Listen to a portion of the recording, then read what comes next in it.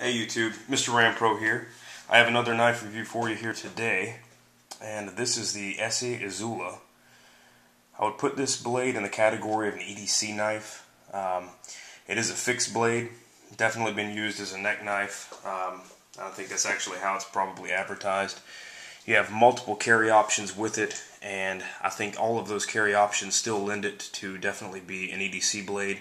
Light duty knife. I don't think that you would be able to get too much more out of this. That being said, I mean, you can kind of do whatever you want with any knife, but me personally, that's my take on it, and that's how I use this particular blade. I carry it in my right pocket in the case, just like it is here, and I think that that works really well.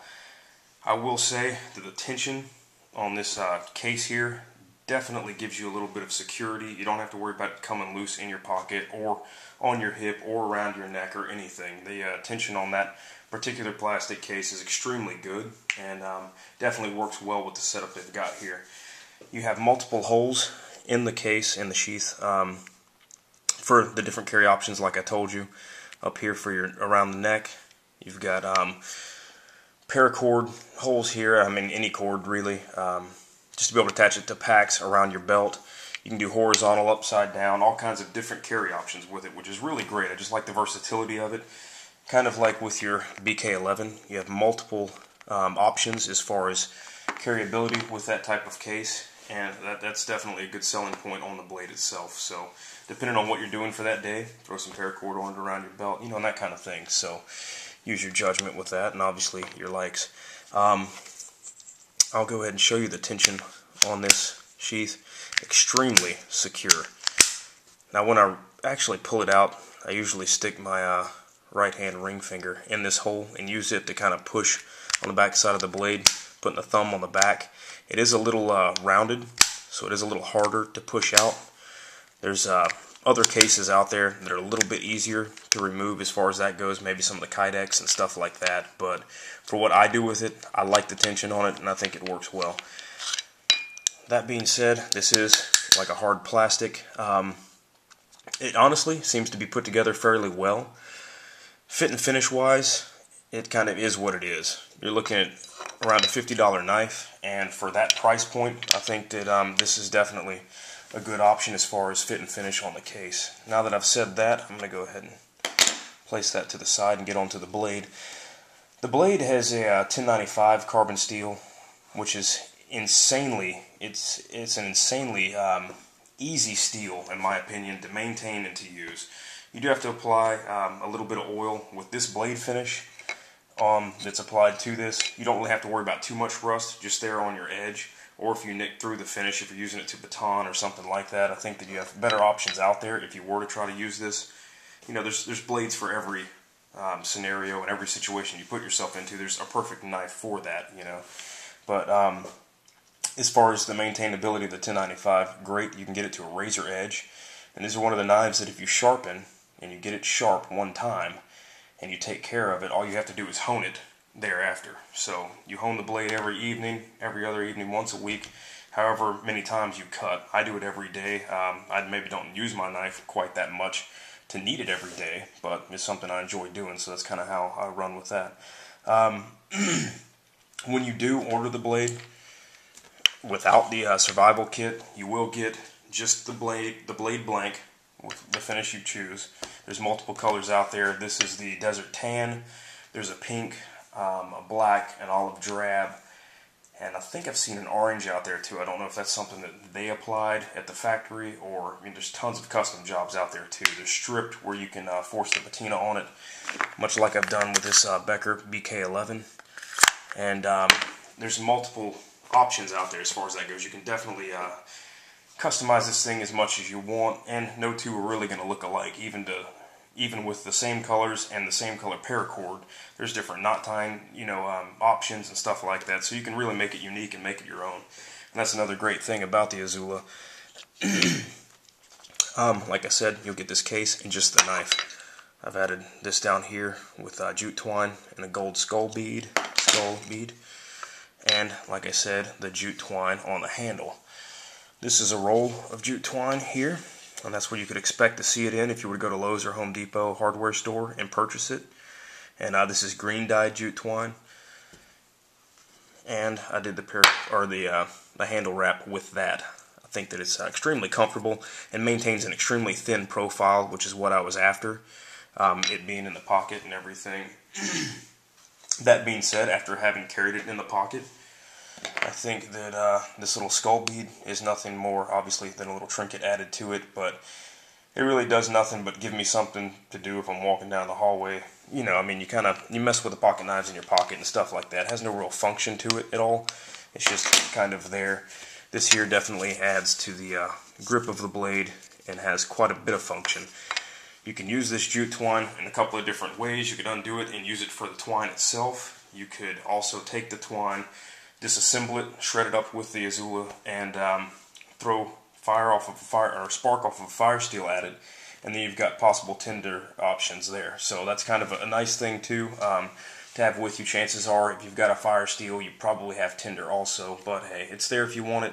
Just like with the paracord, there's uses for the paracord and all the inner pieces too. So it's kind of depending on what you want. I carry twine with me, so I carry not necessarily paracord with me when I'm outside the woods or anything, but I do carry other options. So this is kind of why I chose that route, because I'm not going to use it for cordage. It's actually for the ladder, the fire starting capabilities of it, if I needed them.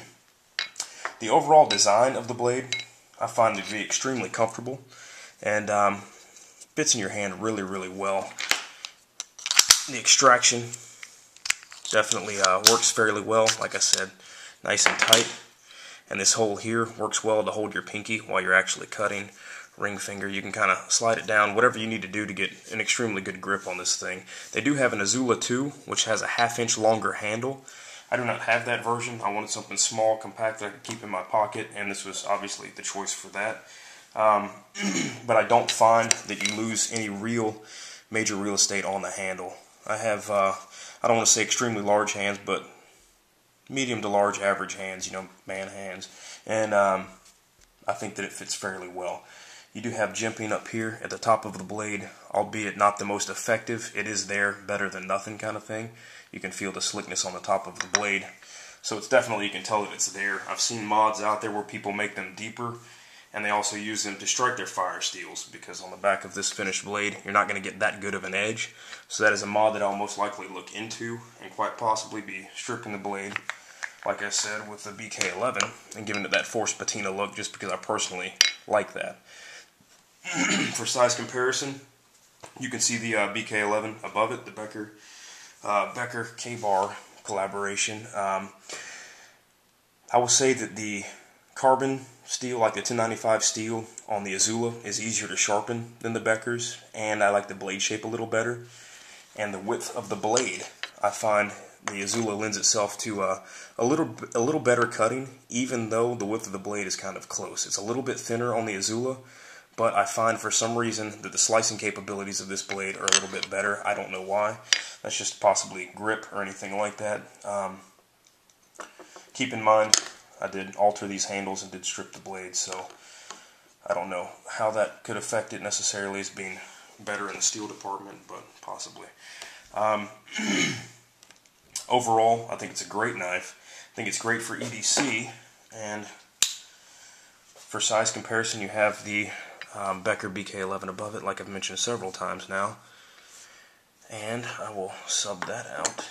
Those two knives, the Becker and the ESEE Izula, are put into the same kind of category as small fixed blade neck knives, and they're, you know, the competition, direct competition of each other.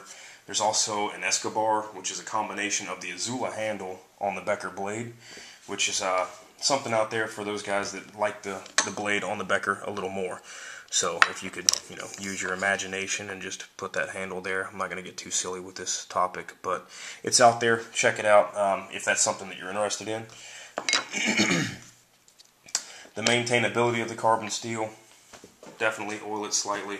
The finish on it, like I mentioned earlier, seems to be fairly durable. I've shredded a number of cardboard boxes as well as fruit, and I've cut up a couple of onions with it for food prep. It really excels in a lot of the smaller tasks. Now, when it comes down to really slicing a blade like that's on the Spyderco Endura above it, is really going to be a little better. It's a thinner blade overall, in my opinion. The handle's a little bigger, and it lends itself just to better slicing capabilities, you know, for food prep and stuff like that, but that's not to say that the Izula isn't good at those things. Let's see, in case, I'll go ahead and show you that. So if you were to put either one of these blades into your pocket, that's kind of what you're looking at. You do have an extremely thin profile. You can see that there with the Izula. And I'll go ahead and throw whatever it is, the Paramilitary 2 out on the table as well, just because I know that's a popular blade. And I'm going to get rid of this. As far as EDC blades, the Para 2 is honestly in a little bit larger category. I mean, it's there. I prefer that size. I do think the gains from having a fixed blade are definitely there. This small fixed blade, I think the benefits definitely are one to be reckoned with as far as the options there. As far as anything else, I would definitely recommend it. The price points I think we've covered. I'm going to have to start doing a checklist because I hope that I'm not missing anything. The weight and everything like that is really no different. I mean, as far as what you expect with any other pocket knife, I would venture to say that probably with the case you're looking at 2.5 ounces. There's other reviews out there with the weight there. I didn't get the scale out, but that's something you could kind of expect. I would highly recommend this to anybody. I would say that if you're looking for a fixed blade EDC knife, I would recommend it. And now it could possibly change, but as of right now, I would recommend it more than the BK11. I really do like the Becker. I actually use that more for my chores outside, but in an EDC strictly roll, I would go with the Izula. There are quite a few other videos out there on the Izula. Definitely look at those and support the other guys on YouTube for sure. And I appreciate you guys watching. Thanks a lot.